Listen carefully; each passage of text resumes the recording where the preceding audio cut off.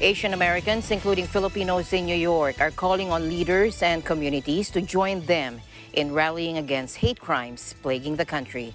In New York City, Joanne Soriano reports. Prejudice against Asians began early in the pandemic, particularly here in Chinatown, when stores were forced to shutter or decrease their hours so that employees can get home safely at night. As the pandemic continued, attacks against Asians dramatically increased in number. According to the New York Police Department, hate crimes against Asians skyrocketed 361% in 2021. The numbers are likely much higher as not all incidents are reported or classified as hate crimes. Since the beginning of this year, some of the attacks included Michelle Go, who was pushed in front of an oncoming train at Times Square by a homeless man. A 67-year-old Filipina who was punched 125 times and kicked by another resident as she entered her apartment complex in Yonkers. A 73-year-old Filipino who was assaulted by a homeless man near Times Square.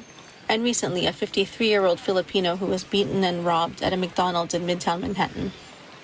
There have been 36 reported incidents against Filipinos since last year, according to the Philippine Consulate. In response to these unprovoked attacks, groups have been offering free self-defense workshops, even offering pepper spray as an added source of protection. This past Wednesday, Filipinos and Filipino Americans held a rally for justice, calling on elected officials to take action and support the community with resources, funding, and greater accessibility to aid. Philippine Consul General Elmer Cato has condemned the senseless attacks and advised kababayan to be extra vigilant and take necessary precautions, especially in public. Yesterday, our kababayan staged a rally in New York City to, of course, express our indignation, our collective indignation over the surge in incidents, mostly anti-Asian hate involving our kababayan. From last year to the present, we had 34 recorded cases. 34 recorded cases involving Filipinos here in New York and nearby areas.